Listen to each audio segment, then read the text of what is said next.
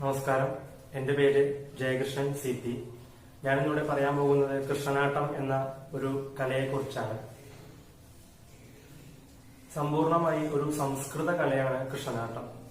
എന്ന് വെച്ചാൽ കൃഷ്ണഗീതി എന്ന് പറഞ്ഞിട്ടുള്ള ഒരു ഗ്രന്ഥത്തിന്റെ അടിസ്ഥാനത്തിലാണ് കൃഷ്ണനാട്ടം എന്ന കല രൂപീകൃതമായത്. കൃഷ്ണഗീതി രചിച്ചത് കോഴിക്കോട് ഭരിച്ചിരുന്ന സാമൂതിരി രാജാവായ മാനവേദൻ രാജാവാണ്. ഇതിന്റെ കാലഘട്ടം എന്ന് പറഞ്ഞാൽ 17ാം നൂറ്റാണ്ടാണ്. കൃത്യമായി പറഞ്ഞാൽ 1654 ഇങ്ങനൊരു ഗ്രന്ഥം രചിച്ചത്. ഇതിന്റെ ഒരു ആട്ടം എന്നുള്ള രീതിയിൽ കൃഷ്ണനാട്ടം എന്ന കല രൂപീകൃതമായത്. ഇതിന്റെ പിന്നിൽ ഒരു കഥ ഉണ്ട്, ഒരു ഐതിഹ്യ കഥ ഉണ്ട്. അതെന്താന്ന് വെച്ചാൽ പരമഭക്തനായ മാനവേദൻ രാജാവിന് ഭഗവാനെ കാണണം എന്നുള്ള അതിയായ മോഹമുണ്ടായി. എന്നിട്ട് മറ്റൊരു പരമഭക്തനായ വില്വമംഗലം സ്വാമിയാരോട് തന്റെ ആഗ്രഹം ഉണർത്തിച്ചു. വില്വമംഗലം സ്വാമിയാരാകട്ടെ മറുപടി പറഞ്ഞു, ഞാൻ ഭഗവാനോടൊന്ന് ചോദിക്കട്ടെ എന്ന് പറഞ്ഞു. സ്വാമിയാര് ഭഗവാനോട് ചോദിച്ചപ്പോൾ ഭഗവാൻ പറഞ്ഞു, ആകട്ടെ, അതിനെന്താ, ഇന്ന് കൂത്തമ്പലം സ്ഥിതി ചെയ്യുന്ന ഭാഗത്ത് അന്ന് കാലത്ത് ഒരു ഇളങ്ങി മരം ആയിരുന്നു അത്രേ. അവിടേക്ക് വന്നാൽ മതി, ഞാൻ അവിടെ ഉണ്ടാകും എന്ന് പോയിട്ട് സാമൂതിരിനോട് പറഞ്ഞോളൂ എന്ന് പറഞ്ഞു. സ്വാമിയാര് ഇതനുസരിച്ച് രാജാവിനോട് പോയിട്ട് പറഞ്ഞു. രാജാവ് കൃത്യസമയത്ത് അവിടെ എത്തിയപ്പോൾ ആ ഇളങ്ങിമര ചുവട്ടിലിരുന്ന് കണ്ണഞ്ചിരട്ടയിൽ മണ്ണ് കോരി കളിക്കുന്ന ഭഗവാനെ ദർശിക്കാനിടയായി. പെട്ടെന്ന് ഭഗവാനെ കണ്ടപ്പോൾ എന്താ ചെയ്യേണ്ടതെന്ന് അറിയാത്ത ആ ഒരു അവസ്ഥയിൽ, ഒരാനന്ദത്തിൽ ഭഗവാനെ പോയിട്ട് കെട്ടിപ്പിടിക്കാൻ വേണ്ടിയിട്ട് മുതിർന്നു. ആ സമയത്ത് കൃഷ്ണൻ പറഞ്ഞു, ഇത് സ്വാമിയാര് പറഞ്ഞിട്ടില്ല എന്ന് പറഞ്ഞിട്ട് കൃഷ്ണൻ അവിടുന്ന് ഓടി മറഞ്ഞു. ആ സമയത്ത് കൃഷ്ണന്റെ തലയിൽ നിന്ന് ഒരു മയിൽപീലി വീണ് അദ്ദേഹത്തിന് കിട്ടി. ആ മയിൽപീലി അദ്ദേഹം എടുത്തു വെച്ച് അത് വെച്ച് കളിക്കാൻ പറ്റിയ ഒരു കലാരൂപം ഉണ്ടാക്കണം എന്ന ലക്ഷ്യത്തോടെയാണ് കൃഷ്ണനാട്ടം ഉണ്ടാക്കിയത് എന്നൊരു കഥ ഇതിന്റെ പിന്നാമ്പുറങ്ങളിൽ നമുക്ക് ലഭ്യമാണ്. ശ്രീമദ് ഭാഗവതം ദശമം, ഏകാദശം എന്നീ സ്കന്ധങ്ങളിൽ വിവരിക്കുന്ന കഥയാണ് കൃഷ്ണനാട്ടത്തിന് ഉപയോഗിച്ചിരിക്കുന്നത്. ഭാഗവതത്തിന്റെ മാത്രമല്ല, മേൽപ്പത്തൂർ നാരായണ ഭട്ടതിരി എന്ന പണ്ഡിതൻ എഴുതിയ ശ്രീമദ് നാരായണീയവും ഇതിന് ഏറെ സ്വാധീനിച്ചിട്ടുണ്ട്.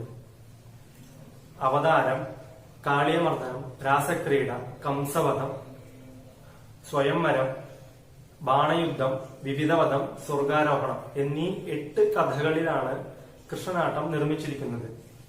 ഓരോ കഥകളും ഓരോ ദിവസം എന്ന രീതിയിൽ 8 ദിവസം ആണ് കൃഷ്ണനാട്ടം കളിക്കുന്ന രീതി. പിന്നീട് ആദ്യകാലത്ത് സാമൂതിരി കോവിലകങ്ങളിൽ മാത്രമായിരുന്നു കൃഷ്ണനാട്ടം നിലനിന്നിരുന്നത്. പിന്നീട് അതിനെ സംരക്ഷിക്കാൻ വേണ്ടതായ ഒരു സാമ്പത്തിക സ്ഥിതിയും മറ്റ് കഴിവുകളും സാമൂതിരിക്ക് കാലക്രമേണ നഷ്ടമായി. അതായത് ഈ ബ്രിട്ടീഷ് ഭരണകാലത്തൊക്കെ അത് നഷ്ടമായി വരികയും പിന്നീട് അത് ഗുരുവായൂർ അമ്പലത്തിന് ഗുരുവായൂരപ്പൻ സമർപ്പിക്കുകയും ചെയ്തു. ഇന്ന് അത് പൂർണ്ണമായും ഗുരുവായൂർ അമ്പലത്തിന്റെ അധീനതയിലാണ് എന്ന് പറയാം ഈ കലാരൂപം. കൃഷ്ണനാട്ടം അതിനെ അഭ്യസിപ്പിക്കാനും അത് പ്രവർത്തിക്കാനുമായിട്ട് ഇവിടെ ഗുരുവായൂർ അമ്പലത്തിൽ കൃഷ്ണനാട്ടം കളരി എന്ന് ഒരു കളരിയുണ്ട്.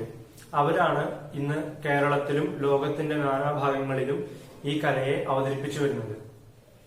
ഈ കല ഒരു സമ്പൂർണ്ണ സംസ്കൃത കലയാണ്. മാത്രമല്ല, ഇന്ന് ലോകപ്രസിദ്ധി ആർജിച്ച, ലോകത്തിന്റെ പ്രസിദ്ധിയുടെ കൊടുമുടിയിൽ എത്തി നിൽക്കുന്ന കഥകളി എന്ന കലാരൂപം ഉണ്ടായത് തന്നെ കൃഷ്ണനാട്ടത്തിന്റെ ഒരു അടിസ്ഥാനത്തിലാണ് എന്ന് തന്നെ പറയാം. കോട്ടയത്ത് തമ്പുരാൻ ആണ് കഥകളി നിർമ്മിച്ചത്. ഇതിന്റെ ആദ്യത്തെ പേര് രാമനാട്ടം എന്നാണ്.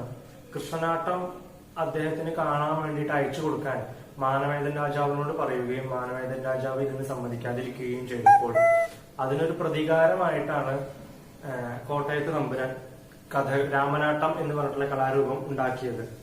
ഏറെക്കുറെ കൃഷ്ണനാട്ടത്തിന്റെ അതേ ശൈലിയാണ് രാമനാട്ടത്തിനും എടുത്തിട്ടുള്ളത്. അപ്പോൾ അതിന്റെ ഒരു കോപ്പി വേർഷൻ എന്ന് തന്നെ നമുക്ക് പറയാം. ആ രാമനാട്ടത്തിൽ നിന്നാണ് ഇന്ന് നാം കാണുന്ന കഥകളി ഉടലെടുത്തത്. മാത്രമല്ല ഇത് രചിച്ച കൃഷ്ണനാട്ടം രചിച്ച മാനവേദൻ രാജാവിനെ തമ്പുരാനെ സംസ്കൃതത്തിൽ അഗാധമായ പാണ്ഡിത്യം ഉണ്ടായിരുന്നു. സംസ്കൃതത്തിൽ മാത്രമല്ല നൃത്ത ഗീത വാദ്യാദികളിലെല്ലാം തന്നെ അഗാധമായ പാണ്ഡിത്യം ഉണ്ടായിരുന്നു എന്നുള്ളതിനുള്ള ഏറ്റവും വലിയ തെളിവ് ആണ് കൃഷ്ണനാട്ടം എന്ന കലാരൂപം.